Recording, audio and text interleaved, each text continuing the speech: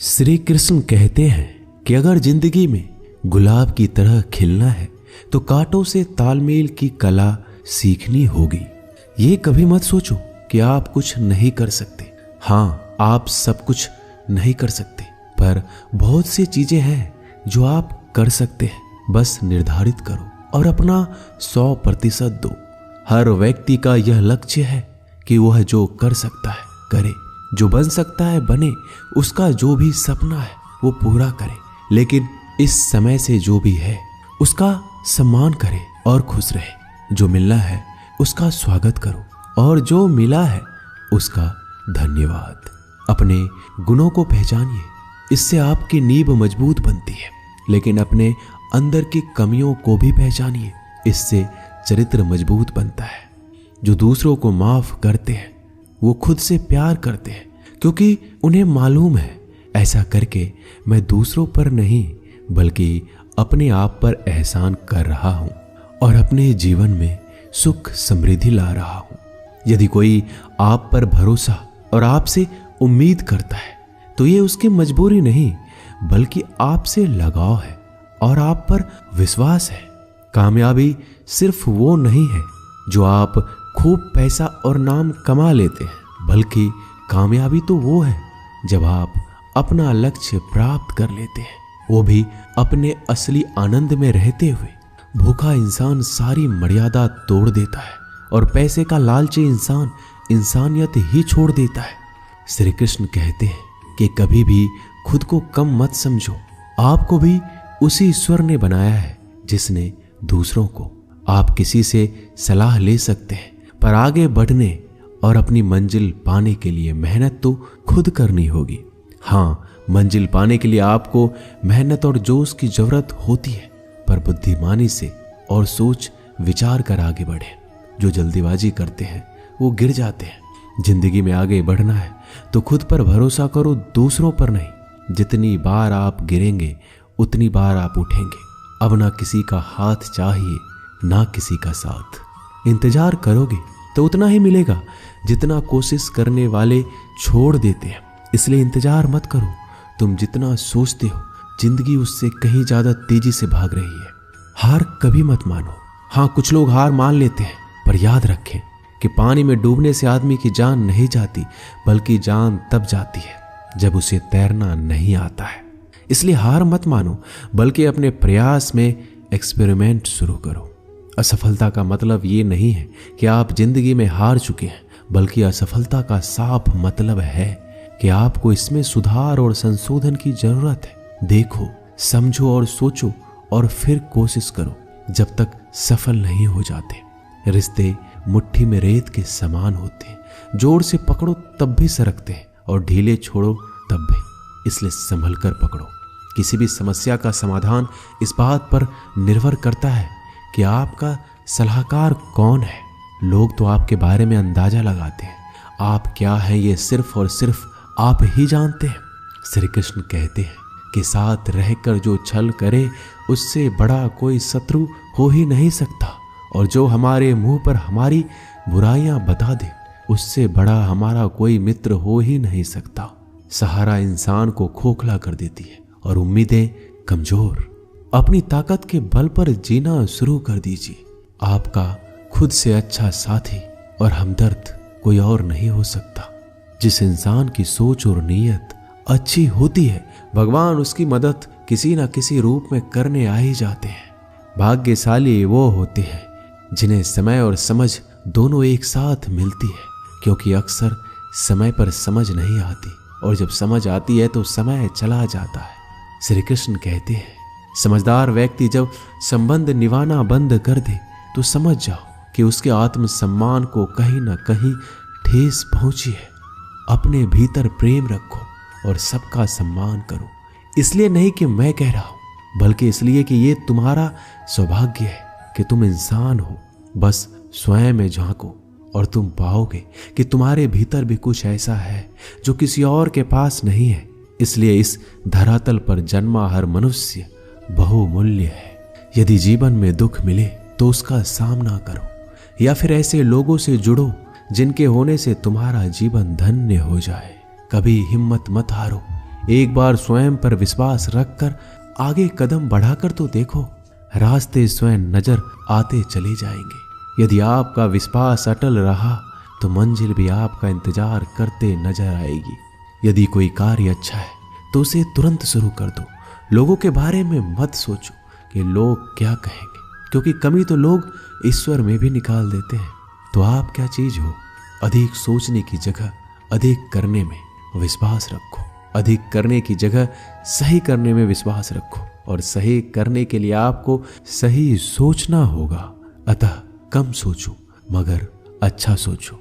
जीवन में पैसा सब कुछ नहीं होता, लेकिन जीवन में पैसा बहुत कुछ जरूर होता है। और जो व्यक्ति बहुत कुछ को सब कुछ समझ बैठता है, अंत में उसके पास कुछ भी नहीं बचता।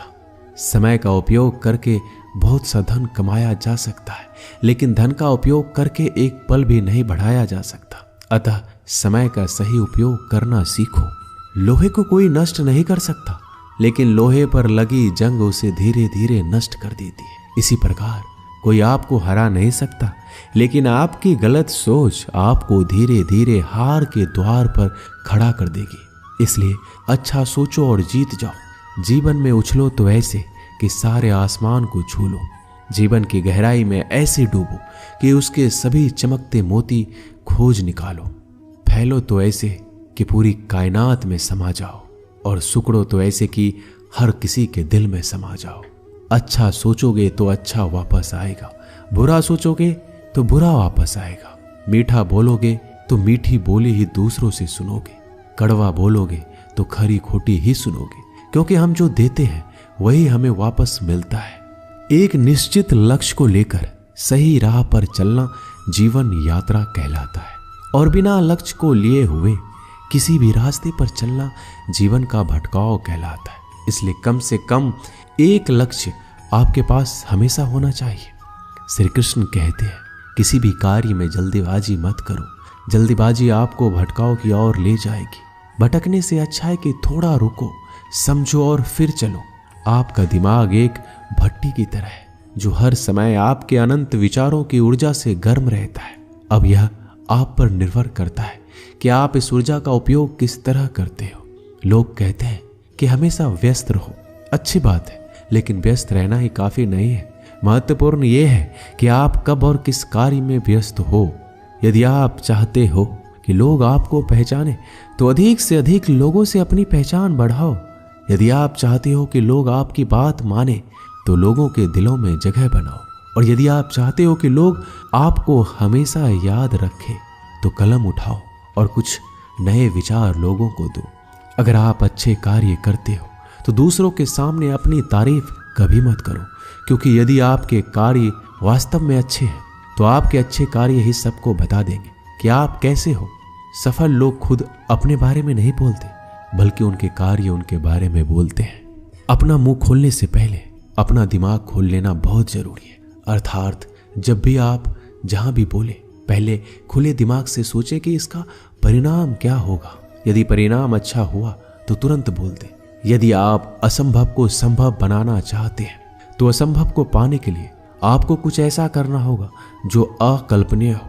यदि आप ऐसा कर सकते हैं तो आगे बढ़कर नया और अब तक जो सोचा ना गया हो ऐसा कुछ कीजिए। आज दुनिया को एक ऐसे इंसान की जरूरत है जो इस दुनिया को बदल सके। आप भी ऐसा कर सकते हैं। यदि आप खुद को इस योग्य नहीं समझते तो जरा सोचिए, अगर आप नहीं तो कौन? अगर अभी नहीं तो कब? जो भी हो आप भी इसे कर सकते हो। अभी शुरू हो जाओ। जो भी कार्य शुरू करो सोच कर शुरू करो।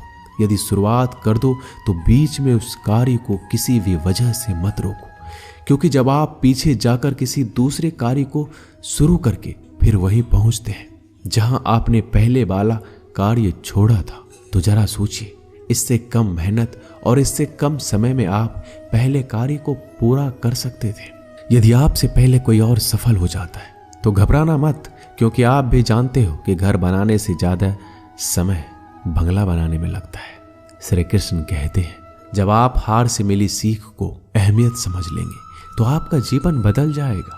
जिस प्रकार एक वातावरण में केवल एक ही तरह के पेड़ पौधे उगते हैं, उसी प्रकार आप भी अपने वातावरण के ही एक अंश हैं।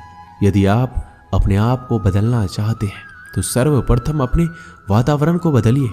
आप एक ही गलती को रोज दोहराकर अपने परिणाम और अपने जीवन को नहीं बदल सकते हैं। अपने लक्ष्य को बार बार बदलने से कुछ नहीं होगा। अगर बदलाव चाहते हो तो अपनी कोशिश करने के तरीके में बदलाव लाना होगा। परिवर्तन प्रकृति का नियम है, इसे स्वीकार करें एवं इस परिवर्तित जीवन का आनंद लेना प्रारंभ करें। श्री कृष्ण कहते हैं कि आप किसी भी चीज को लेकर चिंता करना छोड़ दीजिए, क्योंकि हमारी चिंता कोई और कर रहा है। इसलिए आप चिंता छोड़ उस काम पर पूरा फोकस लगा दीजिए जिससे आप अपने जीवन को बेहतर बनाने के लिए करना चाहते हैं। अगर ये सब करते हुए आपके साथ कुछ भी बुरा हो जाता है तो भी बिना रुके आपको अपनी मंजिल तय करनी होगी, आगे बढ़ना होगा, क्योंकि हमारे साथ जो कुछ भी बुरा या अच्छा होता है यह सब कुछ पहले से तय होता है। इसलिए इस बारे में चिंता करके आप अपना समय बर्बाद करेंगे और कुछ नहीं।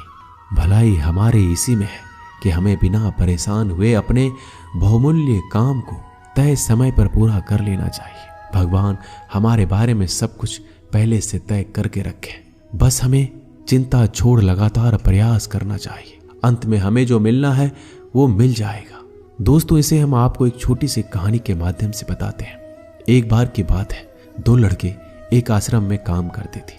वो दोनों अपने गुरु की दिन रात सेवा करते थे। उन दोनों लड़कों में से एक लड़की की बहन की शादी तय हो गई थी। वो अपने बहन की शादी की तैयारी धूमधाम से करना चाहता था, पर उसके पास पैसे नहीं थे। उनकी स्थिति उनके गुरु बहुत अच्छी तरह से जानते थे, पर वो भी उनकी मदद नहीं किए।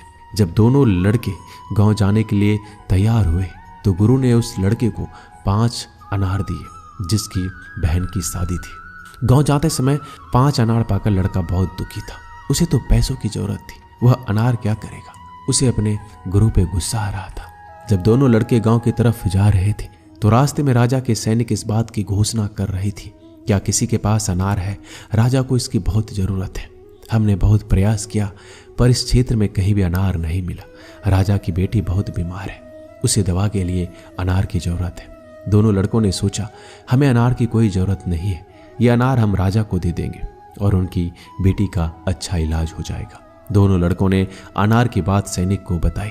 सैनिक उन दोनों लड़कों को लेकर राजमहल पहुंचे और लड़कों ने अनार राजा को सौंप दिया। राजा ने उन्हें इसके लिए बहुत सारा इनाम दिया, पैसा, जेवरात और बहुत कुछ। उस लड़के की बहन की शादी बहुत ही धूमधाम से हो गई। अब उस लड़के को इस बात पर अफसोस हो रहा था कि उसने बिना सोचे समझे अपने गुरु को कोस रहा था और उन्हें भला बुरा कह रहा था। दोस्तों, मैं आशा करता हूँ कि इस कहानी से आपने बहुत कुछ सीखा होगा। बस इस वीडियो में इतना ही। मिलते हैं अगले वीडियो में, तब तक के लिए अपना ख्याल रखिएगा। धन्यवाद। जय श्री कृष्णा।